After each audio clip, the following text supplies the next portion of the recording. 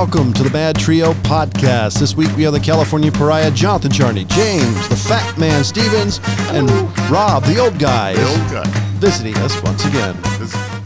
When does it become a missing? Yeah, when does it become a permanent position? I think he basically has become a permanent position, John. You might want to revise that. Yeah, you're going to have to change that up. Then, okay, permanent position, possibly. That might drop if you're good at it. I think Rob's been on the show more than Brian has. I get, well, the last year, that's definitely for sure, but he's in a dying industry. I mean, in the entire show, of the MadTrio and Real Flicks Reviews combined. That's true. We're almost at 100 episodes for the MadTrio. Yeah, good. Teenagers offer free squirts of hand sanitizers to shopping in Bradford. That sounds so bad. But it's from teenagers, a squirt. Super glue. It's super glue. This is from the examinerlive.co.uk. Yeah, I figured it. It's in UK. Yeah. Got it. Makes more sense. The group of boys were seen approaching multiple people outside of Morrison's supermarket at 5 Lanes Ends and Bradford. A group of teenagers put superglue in a hand of sanitizer bottles and offered free squirts to shoppers in Bradford, claims a woman who narrowly avoided the trap. The boys were reportedly stood outside the Morrison supermarket at 5 Lane Ends yesterday evening. They were spotted approaching different shoppers in turn, offering them free squirts from the branded hand sanitizer bottle. And I guess the old adage goes, you can't always trust those friendly neighborhood teenagers. You know those Brits? Everybody Damn whippersnappers. They think they're really, they're all stouty and their chins are up in the air. But there you go. Gosh.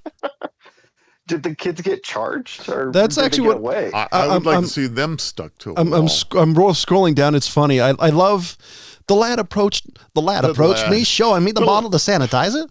I don't know. All of a sudden, it's like some generic 1920s radio ad guy. The lad approached me, showing me a bottle of sanitizer, asking if I'd like a free pump. That's oh God. Means something completely different out here. It sure is. See, you're either talking about hand sanitizer or a woman of ill repute, or a gentleman of ill repute. Let's or both. Yeah. I heard one of the lads laughing, saying it's effing glue. They're all walking off laughing and said, "I'll pass, thank you." No, it doesn't say. That's it. That's it. It's a tease and nothing else. Yes, it doesn't say. They have to go to the hospital and get the emergency anti-glue sticker. Do you imagine that too? Because you're going like this. I know. So it'd be horrible. You'd probably rip the skin off your hands. I'm just thinking, imagine like the worst case scenario. Some dude's, some guy's injunking his funk and all of a sudden his hand's stuck to it, or some chick's adjusting her chest. There's all sorts of ways this could go wrong. It reminds me of that joke from Reservoir Dogs, where he's talking about that guy's girlfriend who found him cheating. And then super glued his penis to his chest or his stomach area, and he had to pee doing, handstands for a week or something. Okay. Well, that wouldn't be good. Have brought it up. Yeah, that wouldn't be good. That wouldn't be good. Unfortunately, every time you talk about Reservoir Dogs, it reminds me of my favorite conversation at the beginning of the movie. The commode? Well, I love the tipping. A Star Wars Knights of the Old Republic game is reported to be in development without EA or BioWare, which could be awesome. Straight through. Okay, but is Disney in charge of it since Disney owns Star Wars? Well, Disney recently did say I read somewhere that they're reopening. Excuse me. What's it called? It's I forgot what it's called. It was the Star Wars They reopened the creator who basically controlled all the game content. Lucas Game Studios, they reopened. Let's see, it's supported to be in development not by EA or BioWare. The studio behind the original game was reported VGC. The latest rumor comes courtesy of the Star Wars Insider, who spoke recently about the Bob podcast.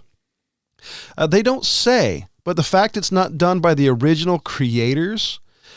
BioWare I like. EA I'm not a big fan of. So what do you think though? I mean, is this something that you would if I guess if it was only on the Series X, would it make you get a Series X to play it?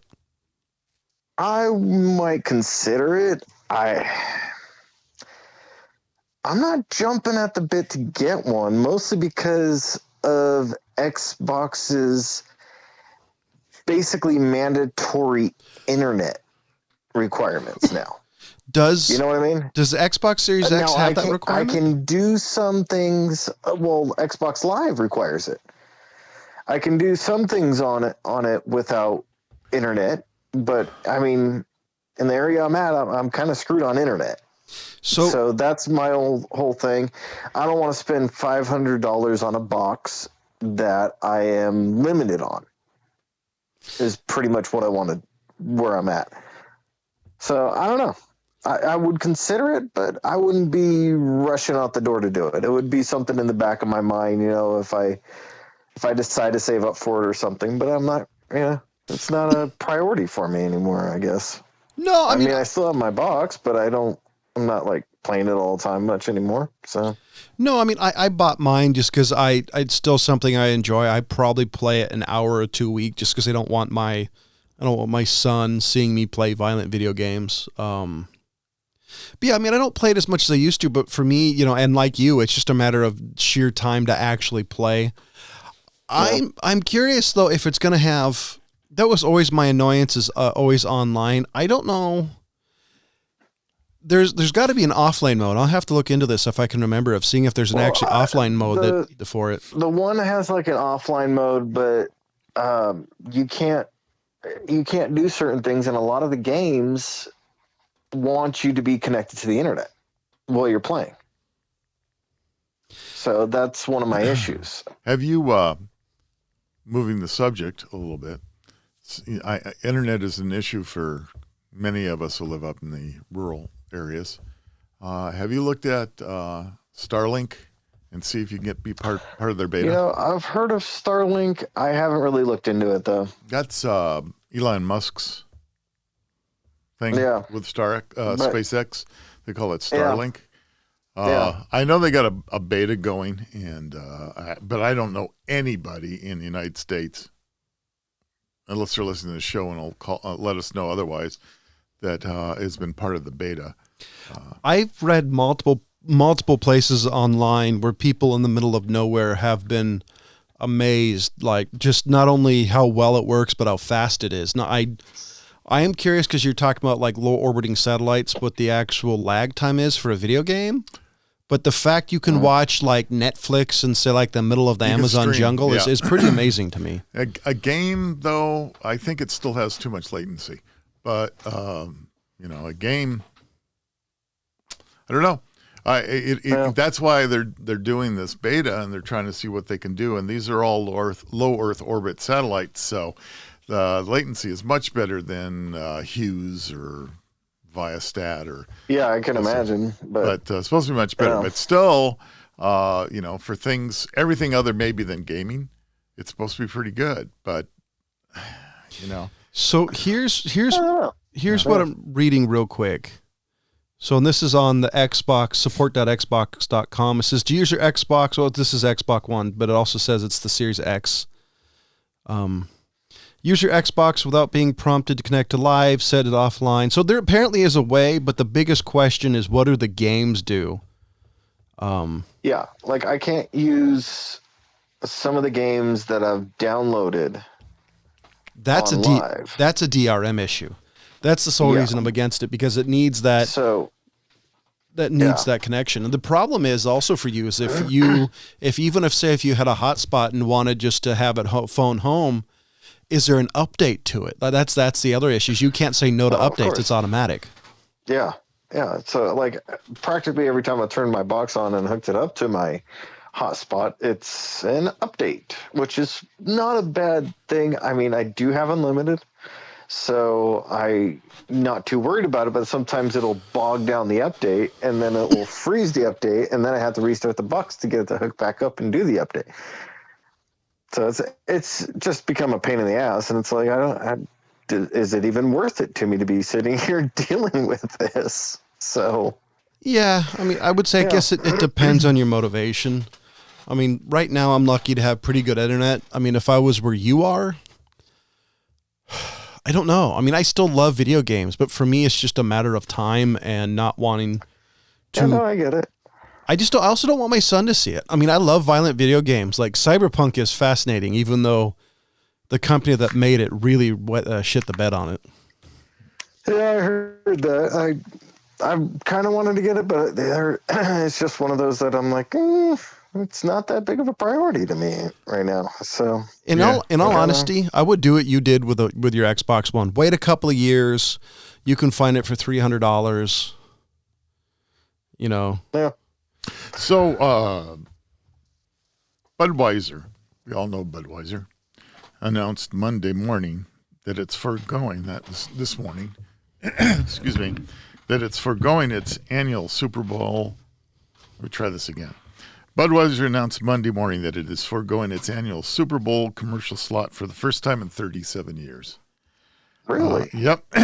Joining fellow juggernauts, Coke, Hyundai, and Pepsi, and skipping this year's Super Bowl broadcast. So, and it says amid the financial uncertainty of COVID-19 pandemic. So it's kind of interesting. No Clydesdales, which is about what everybody watches the Super Bowl for, right? I heard my favorite spin on this. Favorite spin on the radio show I was listening to this afternoon was saying it's not because they want to help COVID. It's just they realize like putting a $1 million Super Bowl commercial there's no returns. Like there's basically they're saying the Super Bowl draws so little audience now it's not worth the cost to put out a commercial. What they're really saying, and Budweiser almost admits it here, that the problem is that the bars and the pubs and all the places that most of their beer is actually consumed aren't open.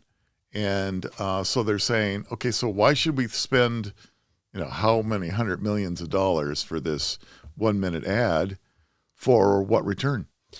I would actually be curious to see how much their alcohol sales are increased or declined. Because I keep reading online like how people are drinking twice as much as they ever did. Well, it may be, but that's still the point that Budweiser brings up is that our audience, and especially for Super Bowl, they usually go to a bar to watch the Super Bowl to join all the other people watching Super Bowl and pound Budweiser.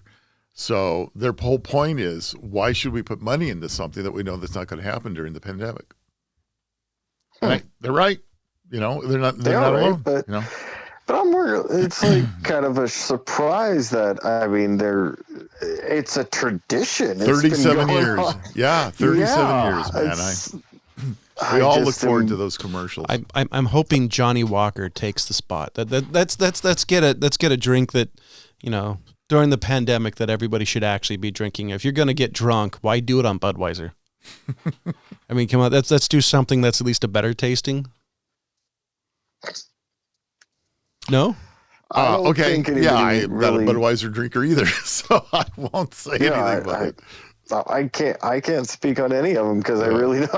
I've been drinking so long. We're not the right group here. We're not drinkers. However, if I was natural ice, I would totally buy that commercial, and I would totally I would show it as an up-class beer instead of the, hey, all I have is $5. Let's get that 36-pack of natural ice. I really think PBR ought to step in and go, let's just hammer Pabst Blue Ribbon and say, hey. But it's a Russian beer. I'm not quite sure if they're going to buy Ruski beer. Nah, it's good. And other news. This is my news, my news anchor impersonation. Okay. Larry King died. 1933 to 2021. Now, I was reading that people were saying that he took the COVID vaccine and then had a bad reaction to it. Now, I don't know if that's true.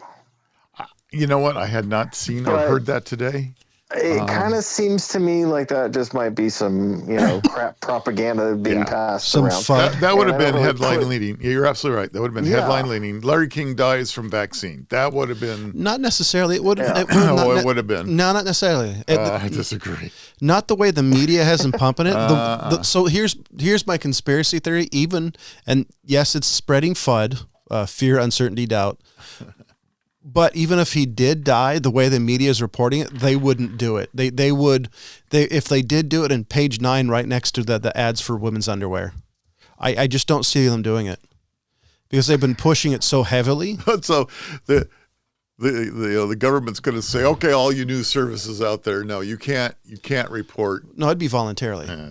Because I'm just saying. I think that's what would probably happen. Come on, really? Yeah, Fox wouldn't let it go. I said last week about do you really believe that all news sources are corrupt, John? Do you really believe that?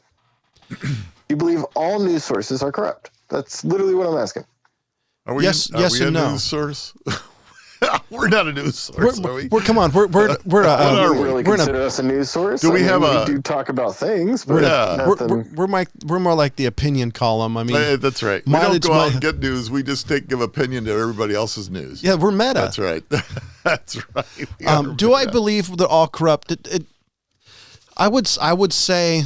Boy, we're going to backpedal on this one. No, my opinion. The more I think about it, I would say the most of the New York media, I'd say yes, because they have an obvious bias. I think Wall Street Journal and other organizations try, but I think they're right leaning and more often than not. Right as in right wing, or yes. Right as in correct? Right wing. Oh, okay. Politically, I do think that we live another time of the Hearst style yellow journalism, and that's not a crack in Asians. Look it up. I think we're at a point in time where we have to select our media carefully, and unfortunately, we have a tendency to do so within our own bias.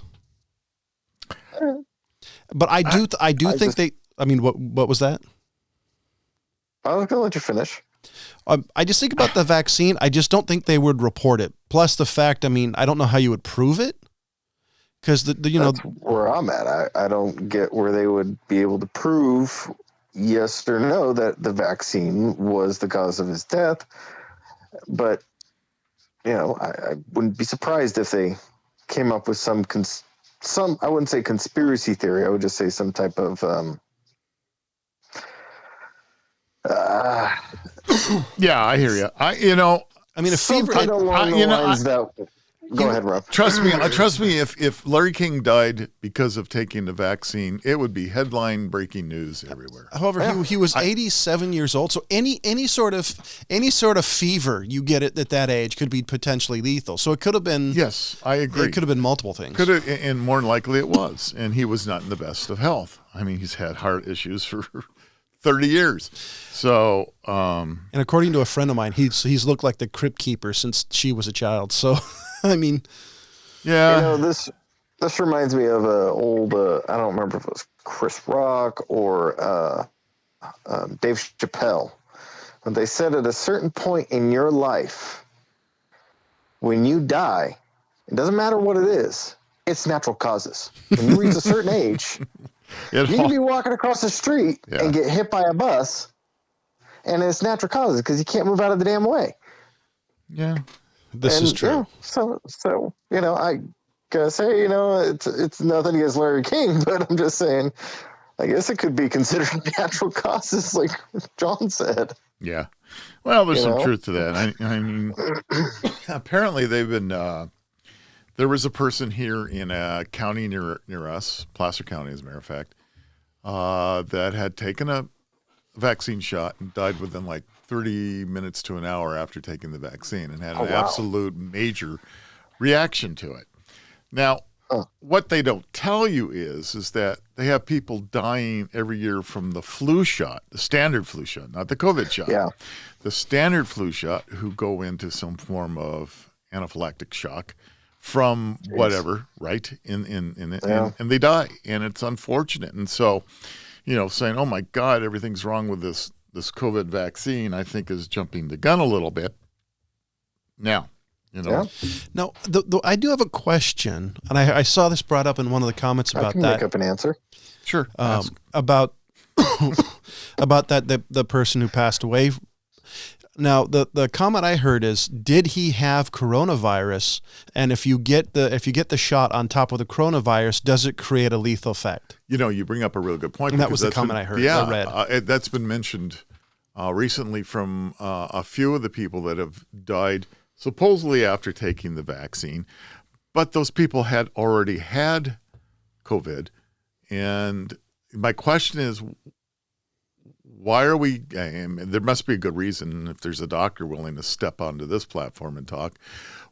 Why is a person that's already had COVID getting a vaccine now anyway? Because should they not have some form of immunity by the fact that they had it? Everything I've heard, it says the immunity goes away in like 8 months to a year. Yeah, but yeah, that's the thing I've heard as well, is that even though you had an immunity to it, it doesn't necessarily mean that that immunity is still with you valid after a certain point in time. I'll accept that.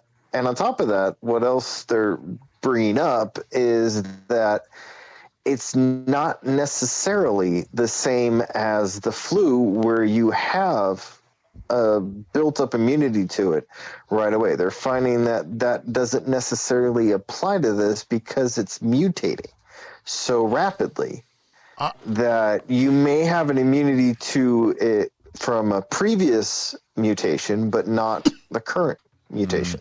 So why are they? There's a lot of factors. They came out today, and both Pfizer and Moderna came out today and said, if you take our vaccine, it will be good for the mutations. All of them? That's what they said. Okay. Because I've heard because all these mutations are from the base strains of the RNA of the virus, and that it'll still protect you. What were you saying, James? I was gonna say, then that's just something that must have happened since I heard that, that's why they were saying that you might not have that immunity to the next mutation or whatever is going on with it. So that must have been something that they developed recently. I did hear the day that one of the new strains, they say that Moderna or the other one, Pfizer, are actually working to try to come up with a booster shot for their current, because they say the one I heard, it says it's 30% more lethal. So you bring up a really good point that we're not hearing. First of all, we don't seem to be able to get the rollout of a first vaccination going well. All these people that have signed up, including myself, my date to get the shot is until like the middle of February. So we'll have to make sure that shot right before that show right before that might be my last. I don't know. But we'll see. We'll see. But the point is all they ever talk about is get your first shot. Nobody's talking about the second. And I read today, they're actually saying there's enough dose in that first shot that you could draw some off and pull it so that you have some left for a second. I'm going, what are you guys crazy? I mean, I'm no kidding you. We're talking about researchers and I don't know. I forgot what the term for the doctors that study viruses, virologists, whatever they are. My head yeah, but they're actually saying that. I'm going, what is going on? And I got to tell you, I mean, our country has no excuse for not handling this rollout of this vaccine much better than what's going on. I mean, when we hear that states, because the states are in control. My understanding are in control of rolling out the vaccines to everybody, where, you've got half the doses just sitting in warehouses and nobody doing anything. But, I'm sorry, but it's all Trump's fault. Yeah. So, sure. Yeah. Obviously, I'm not gonna argue. I mean, he's obviously controlling everything still. So why, Governor Newsom, why, do you stand there and you do an hour and a half to 2 hour newscast, which I cannot get through past the first 10 minutes of, and I swear I tried to listen to it today. You mean besides the fact he sounds like he's been sucking in a car muffler because he sounds like this? Yeah, I've got no excuse. I'm not sounding like my old self anymore either. But he sounds like a pro wrestler from the 80s. He's like, I know you know. Yeah, I know, and it's really bad. And his news conferences are just horrible. Absolutely horrible if anybody's ever watched them. It's government efficiency at its best. Yeah, well, I don't know. It's my understanding that he and his wife and kids and family and everybody all have been vaccinated. I guess he's more important than the rest of us. So have you ever heard of Cynthia Hess? Yeah. Cynthia Hess was an exotic dancer who in 1994 got the IRS to agree that her breast implants were a business expense and therefore were exempt from tax. I have no problem with So how is that for a segue that's not leading anywhere? All right. How about Ted Cruz and Seth Rogen are having a Twitter battle? Can't stand Seth Rogen, so it doesn't bother me. I agree with you. I don't really like Seth Rogen either. I just don't like his sense of humor or his stand-ups, which I watched a couple of times trying to figure out why he was supposedly funny. It's his sense of superiority that really drives me nuts. There you go. I love it. That's the perfect example. Like his, humor. I just can't stand him. Yeah. I'm not a fan of his humor, but humor is totally subjective. However, he has this, to me at least, he seems like he has this Hollywood elitism, superiority attitude that just drives me nuts. Yeah. You know what? I think you're right. You hit it right on the head. I never thought about it that way, but I'll agree with you. I think that's what it is. He does have this air of being better than everyone else. No, I mean, it could be the fact that maybe text is a horrible way to actually say, to convey anything that's of serious nature or laughable nature, because everybody's going to take it one way or another. I mean, maybe his arguments back and forth were, supposed to be funny, but if you actually read the tweets, it sounds completely vitriolic. I mean, he sounds like he's, veins are popping out of his head, spit's flying out. He just, that's kind of the tone that I got from those. I'm sure it is. those tweets. I swear, Ted Cruz, I got to give him credit. Cruz added to Rogan. He was, in their Twitter battle, tweet battle, whatever you want to call it. Even though you battle of the twits, you behave online like a Marxist with Tourette's. I gotta love that. Your movies are typically pretty funny. I'm sure that you hate that I enjoy them. And Rogan noted that Tourette's runs in his family. Who? Rogan. Really? Yeah. Wow. Wow, that's damn, that's oh boy. Wow, that's you know what? And so, people jump online and talk about the medical reasons for it and everything. I want to see a medical diagnosis that guy has Tourette's. I can't say I'm the biggest Ted Cruz fan. I have liked him at points in his political career, but I mean, he just got bad points for liking Seth Rogen movies. Well, I think he was trying to be nice to him in this case, just to throw him a bone, right? Because Ted Cruz could just emasculate him at any moment with a sentence or two. But, I thought it was pretty funny. I'm sorry. Seth Rogen's a comedic actor. I'm not a big fan of comedy, so minus 10 points for being a non-funny actor. Well, he's a very typical Hollywood elitist. And you hit it on the head there, and that's what I was looking for. Yeah. Where, it's because you're in Hollywood and a few people find you funny. And so you get hired to do all these shows or movies or whatever. You think you're better than everyone else. Well, I don't get me wrong. I think I'm an outlier because I know a lot of people who actually laugh at comedies. However, in the last 20 years, I've probably laughed at 5 comedies, maybe. And that's not that's not laughing through the whole movie. That's kind of, that's pretty funny. I can't even think of the last time I saw it come in. But a movie that's a comedy. Why would you go to one? On the other hand, I laugh at Tarantino movies, so maybe that says something more about me than everybody else. Oh gosh, I'm trying to remember. There was a comedy that came out recently. I think I told John and Ryan to watch it. It was the Ballad of something. Goodness, I'm trying to remember the name. of it. Oh yeah, that's the one about the Wild West guy, right? Yeah. I've seen the clips I've seen of that are actually kind of funny, but it's because it's violence. That one was hilarious. Okay, well that's good because you hit the nail on the head. Clips are always funny. Yeah, Buster something. What was it? I was thinking Skaggs, but I'm not sure if that's right. No. I think the best way for comedy movies is just put all the best clips together, and in 15 minutes you get the whole movie done. The best parts are done. You're done. Buster Scruggs. That's it, Scruggs. Ballad of Buster Scruggs. Ballad of. Rob, I think you would actually like that one. All right, well I'll have to look that one up.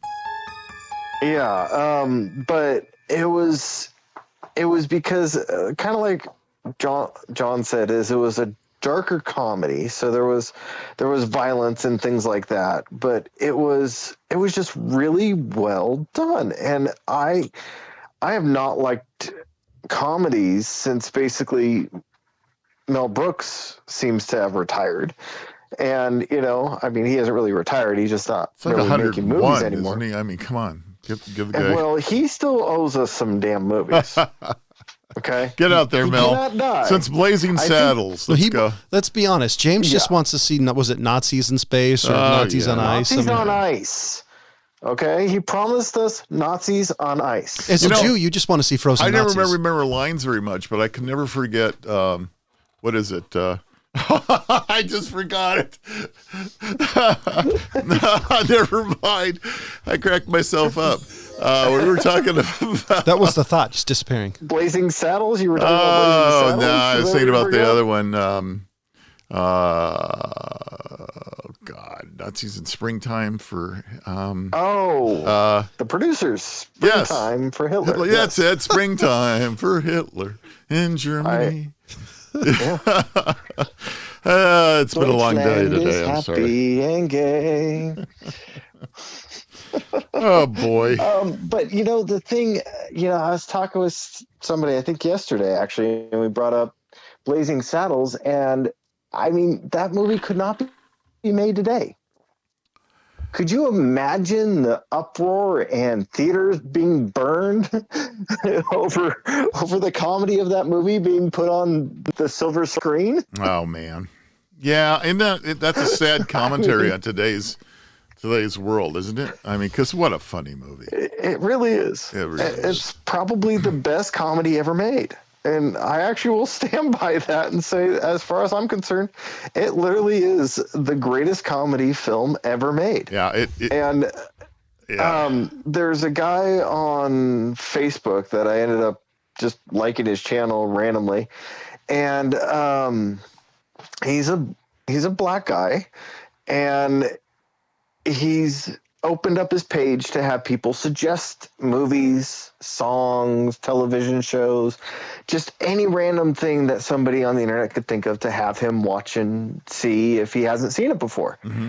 And he had one on Blazing Saddles, and he comes up to start recording the video, and he's like, a bunch of people told me to watch this film, and I have no words. And then he just started, of course he found words to say, but he's just like, this is like the funniest movie I've ever. And he starts listening, like, in the last 10 years, and 15 years, and 20 years, and 50, and he's like, it's probably the best comedy ever. And, that's saying something, considering how much.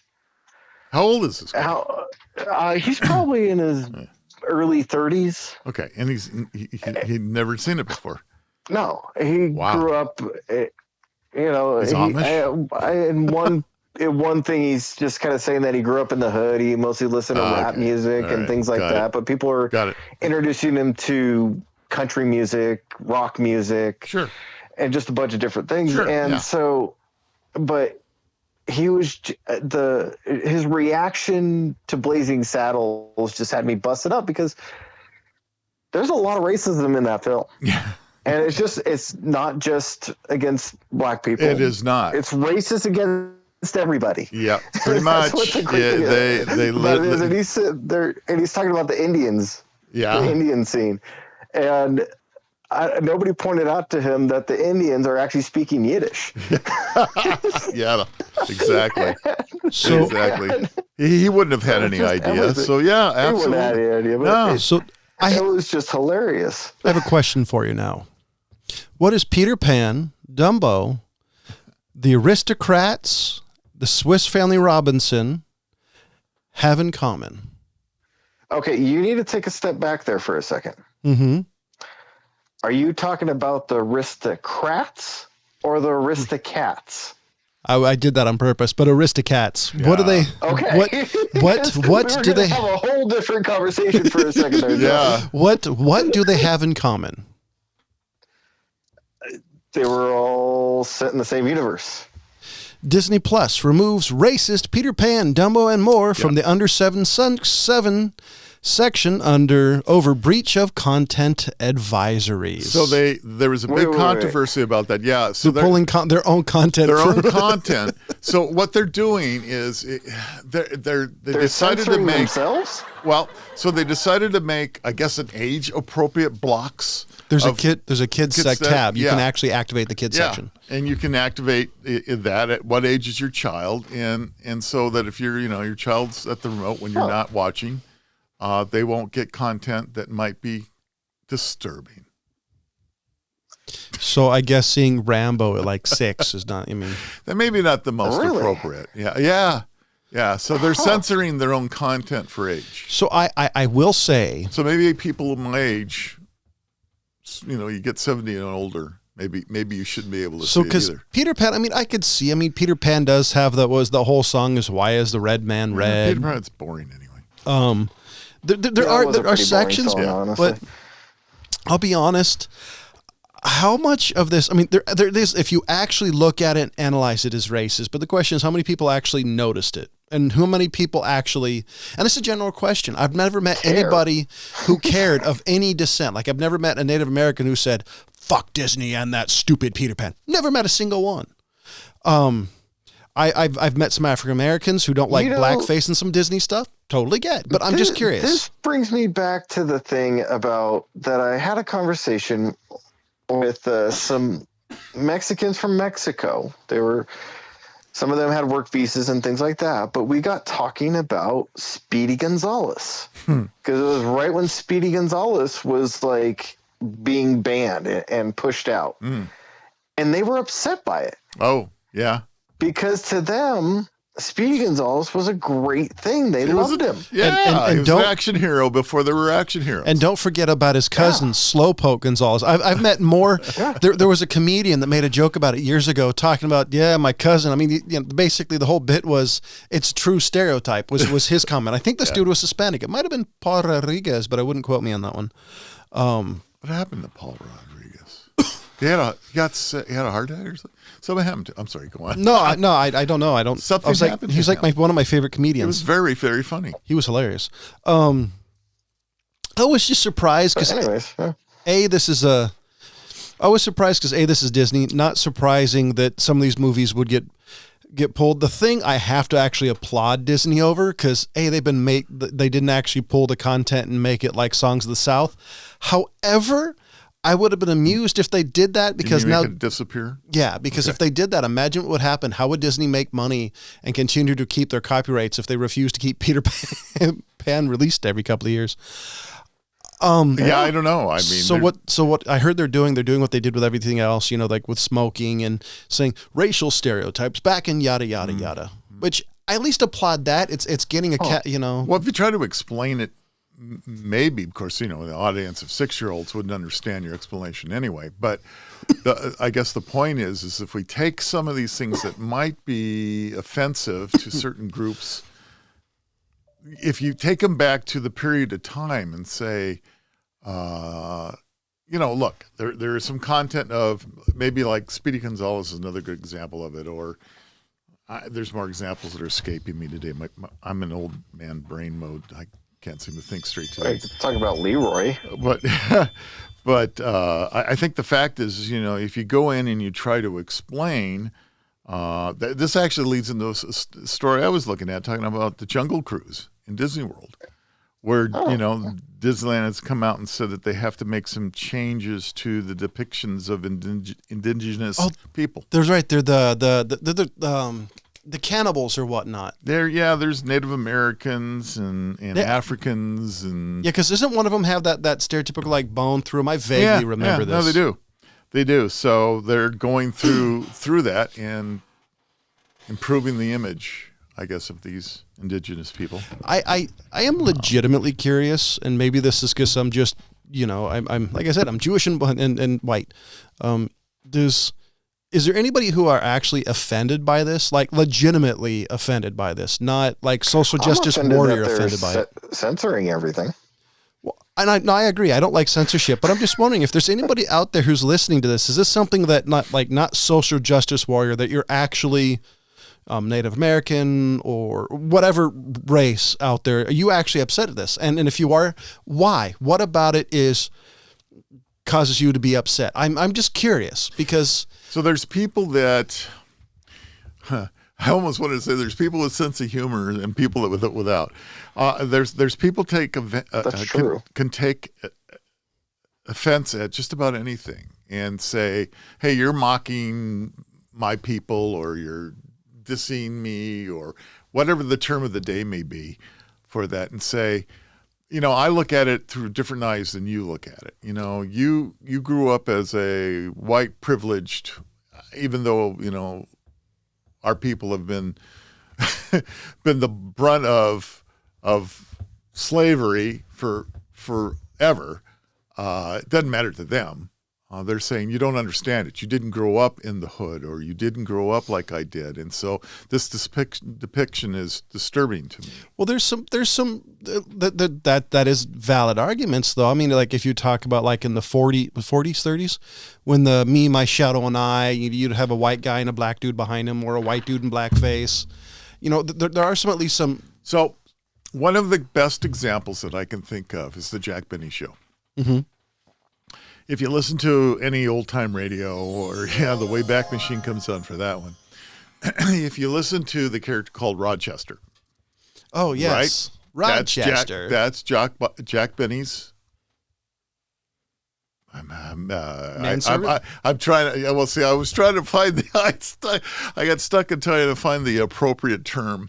His Man Friday. For it, but His Man Friday. All right, so we'll call him whatever. It was a book that nobody has read in the last 20 years, probably. His right-hand man. Let's just put it this way: Rochester did everything for him: his laundry, his packing, his all. And he ran his house, did everything for Jack Benny.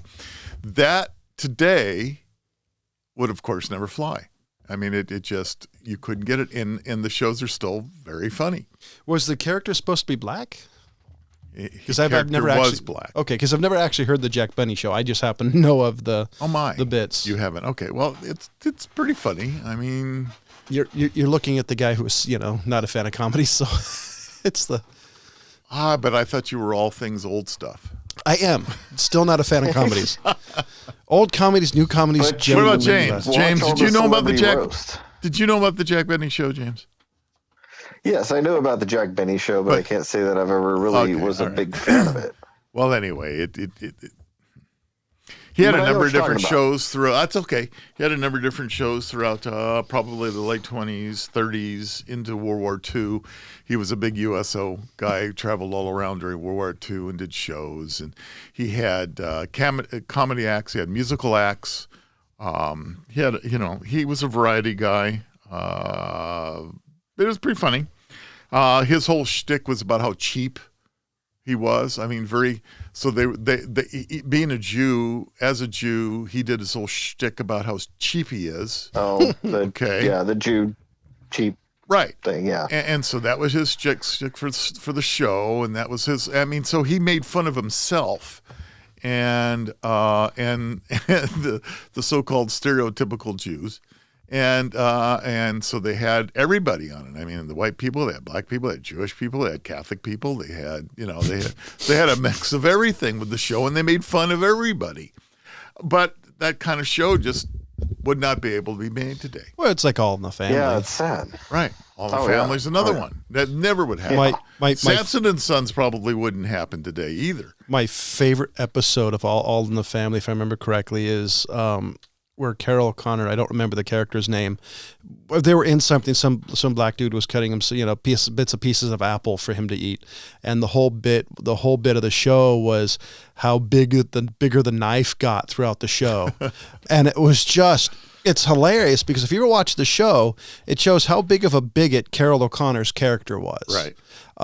You guys got to see it. It's incredibly fun. Archie, that's right. Thank you. Archie Bunker. By the way, skip the last episode of that TV show. Saddest episode of any TV show ever. Oh, my God. MASH wasn't even as depressing as that show is. Because he died? No, what happened in the last episode, his wife was having issues. She went to help him in his bar, ended up dying because she wanted to help him instead of going to the doctors, the hospital. Right. I guess, spoiler alert for the show that has been on since 1978. You jerk. Right? Oh my God. He did a spoiler.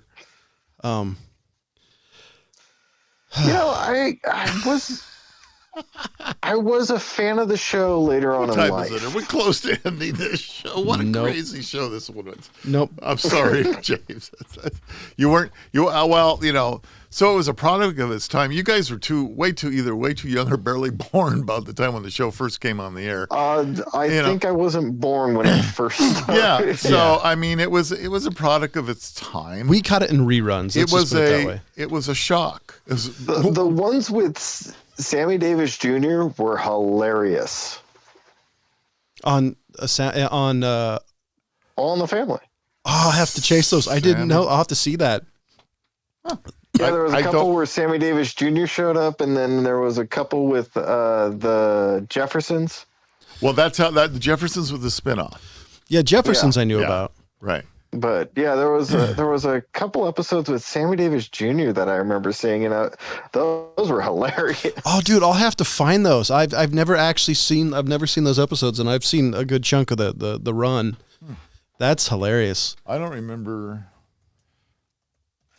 I'll like try to track those down, Rob. I remember seeing Sammy Davis Jr. in a couple episodes, and I was like, huh. That's interesting. You're right. It kind of came out of nowhere. Every time I think of Sammy Davis Jr., it always reminds me of the movie Everything is Illuminated Now. Oh, Sammy Davis Jr. For all eternity, that movie's going to be linked to the Rat Pack for me. Yeah, no, you're right. He was on a couple episodes. I'm looking it up right at the moment. Yeah, absolutely. Yeah. I didn't remember him. So yeah. Anyway, pretty funny show. Yeah, I'm trying to. Let's see if do they say the episodes he was on? Well, you can find them all on YouTube. There's 1, 2, 3, 4. Wow. 4 episodes. 4 episodes. Yeah. Yeah. So you mentioned I knew something that Rob didn't know about an old time TV show. How about that? If it makes you feel better, Rob probably saw it when it happened.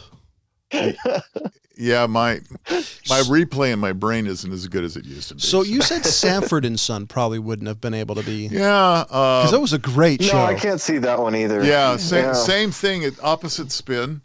I don't think it could be made because you don't have the comedians. I think you could do the timing. Well, that's for sure. I mean that you're absolutely right. Red Fox was pretty, and his neighbor. I don't remember his neighbor, but both of them were hilarious. Yeah. Who just recently died the last couple of years. So Red Fox, of course, did a lot of very bigoted. If you were to look at it now, that was his shtick. Also, the opposite way, mostly towards white people, and not that it was wrong, because he was right with a lot of this stuff. But the point is, today, where we just can't do things that seem to offend anybody. And so if you're going to put out a show, can you imagine being a writer today, trying to put out a show and figure out how to do material that's not going to offend anybody? And then you've got the look at the Animaniacs. That explains why a lot of them are trying to work for the WWE. Well, they'd rather make shitty wrestling. Is not as good. Because of the fact that they can't make all the jokes that they used to make. Exactly. We can't seem to make fun of ourselves. And I think that's the point. Yeah. And, may it be Mel Brooks making fun of Jews or Jack Benny making fun of Jews or Red Fox making fun of white people or whatever it may be. We just can't let humor be humor and realize that some of it actually is based in reality. You guys have heard of Ralphie May, right? Of course. Yeah. Look up, there's a stand-up special. For the life of me, I don't remember what. I think he was on. Ralphie died, right? Yes. Yeah. If I remember correctly, I think it was like an all African American stand-up bit because he makes a comment about being a white guy with flavor or something. Check it out. One of the reasons I like Ralphie May is because he cracked on everybody, and it kind of goes into my core beliefs of you've got to have a sense of humor, even though I've been accused of not having one about things. And he was pretty funny because he managed to do it in a style that made everybody laugh. And I haven't heard anybody say anything really bad about him. Like I've heard people say shit about Jeff Dunham more, never have heard anybody say about Ralphie May. Well, of course, you don't want to talk bad of the dead.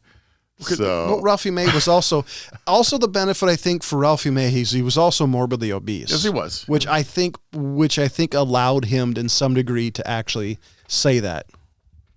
Get away with making racist jokes and stuff. Yeah. Because if you get San Kinison. So Ralphie May took a lot of stuff from San Kinison. Really? And yeah, I mean, if you were to look at the two, some of the material was the same because, Sam Kinison, if you guys don't know who he is, look him up. I'm not going to tell you anymore. He yells a lot. But yeah, well, that was part of his shtick.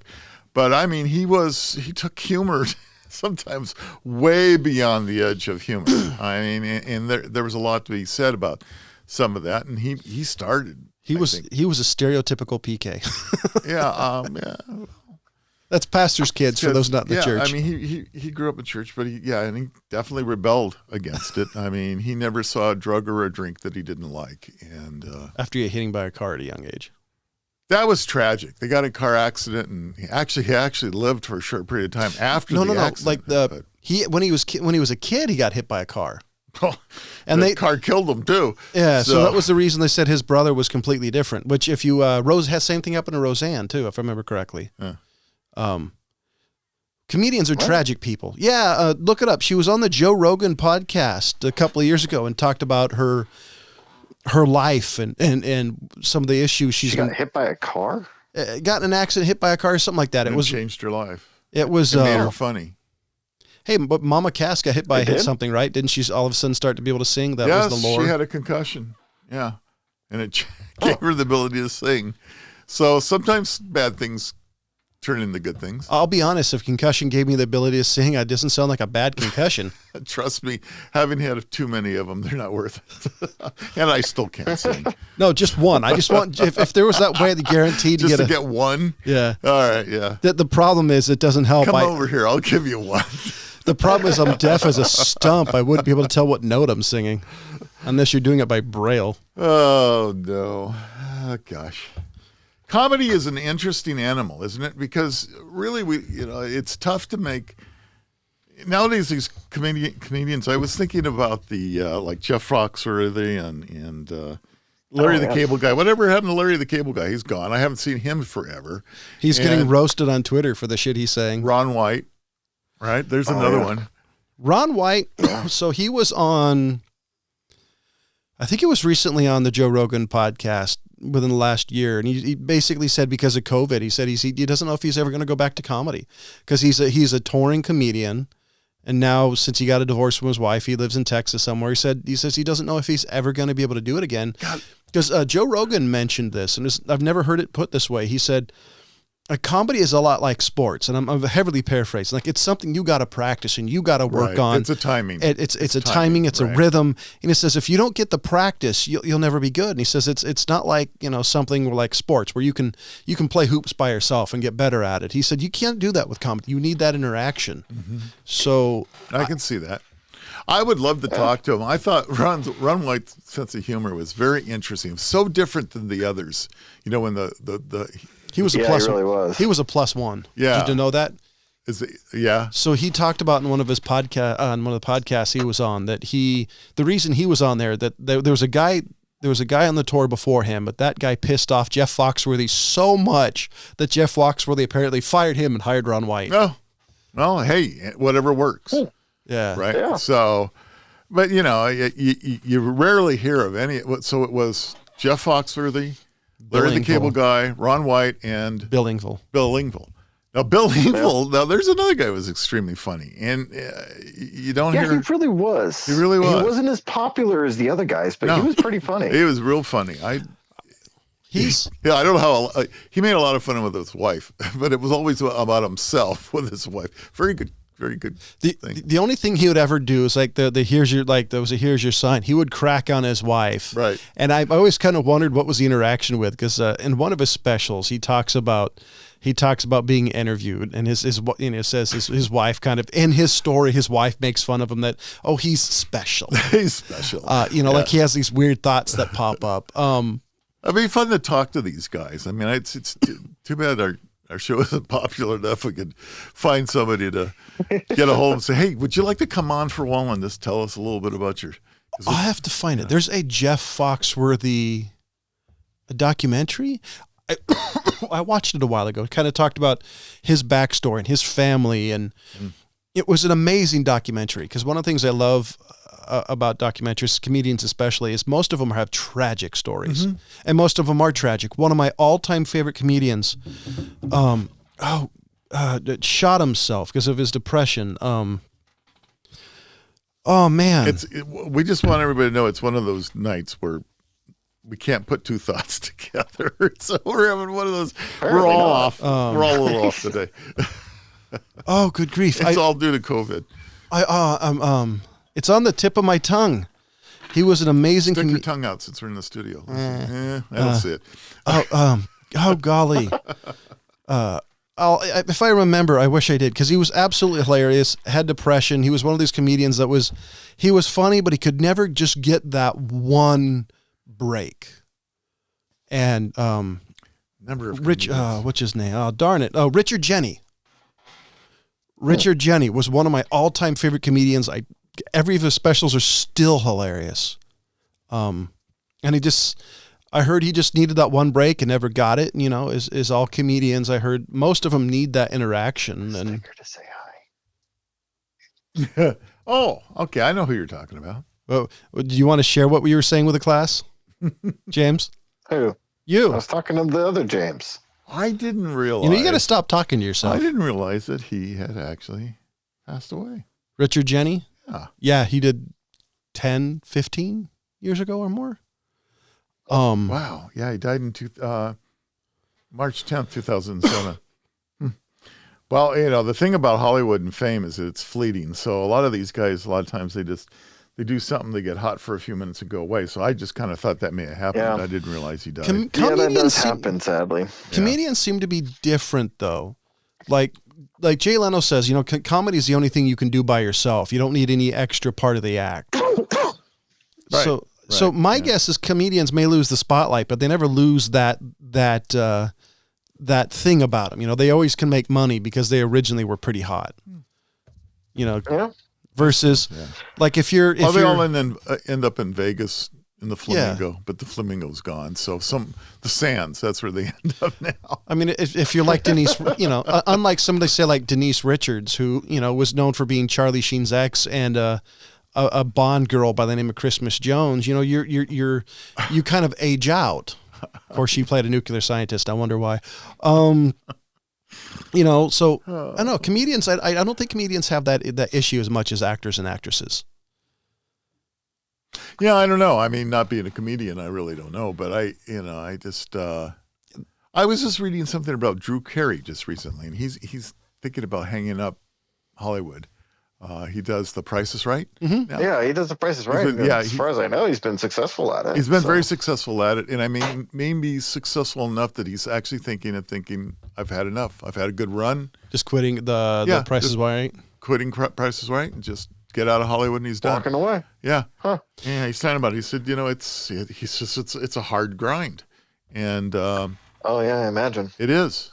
And sometimes a couple last times I've seen him, I can see I don't watch The Price is Right. I've watched him once or twice and went, okay. I mean, I understand the gig. He's not really a comedian in it. He's just a show host in this thing. But you know, I can see it day in, day out doing this thing, and it's a tough grind, tough job. Yeah, I haven't watched him on The Price is Right. I mean, I would watch it every so often when it was Bob Barker, but. Now, I will say, I like Bob Barker. Not since they switched. Yeah, but I like the original guys.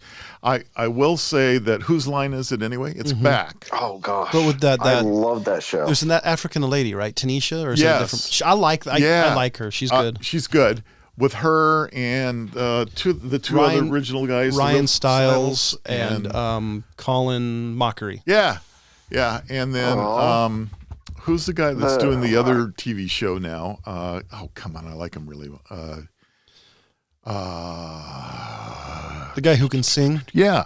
I didn't know he was his name too. I drew a blank on his name and it's bugging me. I didn't know he was doing anything. Yeah, he was on it too. And that show actually is very funny. It's improv for those of you that don't know. And they throw out subjects to these guys, and their ability to do things. I watched it the other night, and I can't believe how good they are.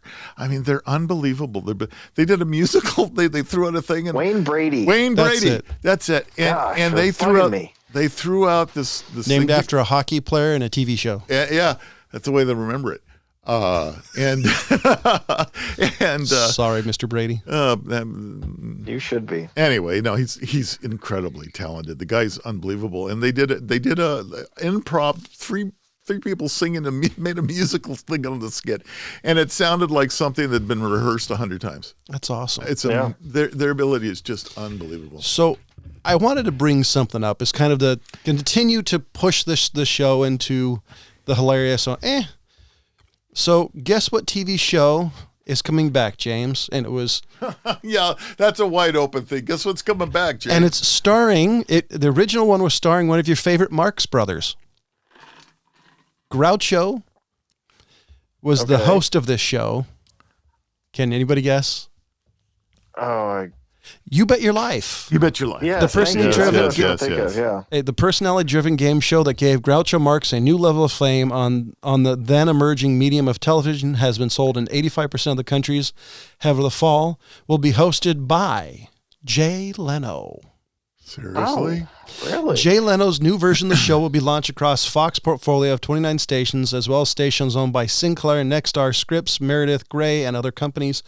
Announced this came during the NATPE, whose annual Miami Confab is happening virtually this year in the latest adjustment to COVID-19. You bet your life he's going to do the team, yeah. Then he didn't retire. I mean, he's got enough going on.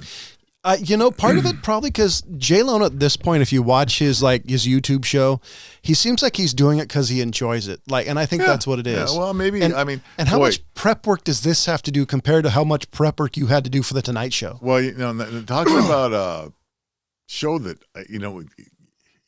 couldn't be seen today. I mean, Groucho did stuff that people were like, "Oh my God!" back then. I don't think there's anybody alive now who saw it when it was first on. I saw it when I was a kid. But when it was first on. Yeah, I mean when it was the early days. I mean, how old's TV? I mean, it didn't really come out popularity in World War II. Yeah. So I'm a baby boomer. It fell right into that. I'm after World War II. Thank you for looking at me that way. But yes, I saw it. Yeah, jeez. Yeah, it was an age crack, if you're wondering. I'm going to pay for that one. I would be okay with Jay Leno doing it. It's going to be interesting. See him doing it. The thing about Jay is he is a bit PC with this stuff, and so I could see them doing it with him. Because he wouldn't be as controversial. He's loosened up quite a bit. If you've watched his YouTube show, his YouTube show, he does the COVID specials. Basically, it's him and like a camera. Right. He's loosened quite a bit. He doesn't work blue, which I never did. I agree with his reasoning behind that. Right. But I think he could do good with it. He interacts really well with people. And when he has guests on his YouTube show, some of the stuff he responds with people, you're like, wow, that was not really Jay-like. I think he could do great. Plus the fact that Jay was an amazing interview. He had a very relaxed kind of style, which I think is a lot better personally than any of the late night hosts now. I'm certainly willing to give it a try. And, if he does the show and watch it for a while and see if it keeps my attention. One of the problems with almost everything that's on TV is that I'll watch it for a while and go, yeah, okay, and move on to the next thing. And that's part of the problem. One of my favorite things to do is to talk to regular people and draw the humor out of them, said Leno. This is a comedy show wrapped in a game that allows me to do just that. So I can see it. I'll watch it, Jay. Put it on. Let me see. I think my appreciation for Jay has just gotten... I enjoy Jay more as Jay the car guy versus Jay the night show host. Because when Jay talks about cars, you can see his personality. So once you see that more, I think, okay, now I really appreciate Jay because you get to see him more real. So I'm really looking forward to seeing this if I actually get to watch it. I used to be a big fan of the top 10 that, Letterman used to do. Yeah. That's the only thing I liked of Letterman was his top 10. Then I was in spinal cord rehab, and the guy across from me was watching Leno. Mm-hmm. And I was like, okay, whatever, And then I started switching to Leno. And Letterman just couldn't stay up, keep my attention as well as Leno could. So I ended up switching over and becoming a Jay Leno fan. And that was kind of the end of Letterman, because Leno would do, I don't remember what the bit was at the time, but he had a little bit of a competing bit at the exact same time that Letterman was do his top 10, because I tried switching back and forth, I'd just catch the top 10 and then I'd switch back over to Leno. And he, as far as I'm concerned, Letterman lost bad to Jay Leno. Letterman, as far as being a comedian, Letterman was not.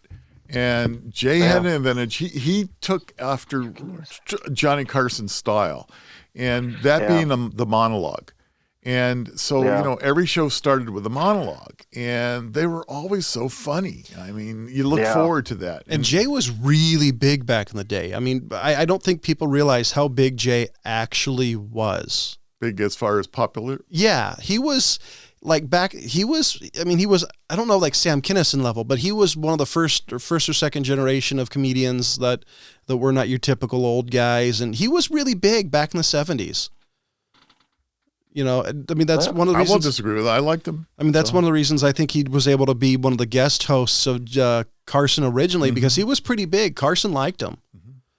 So I think that's the one thing people don't realize about him, is he wasn't just, everybody just thinks he's a Tonight Show host. All the people in the running to take over from Carson included Letterman and Leno and Joan Rivers.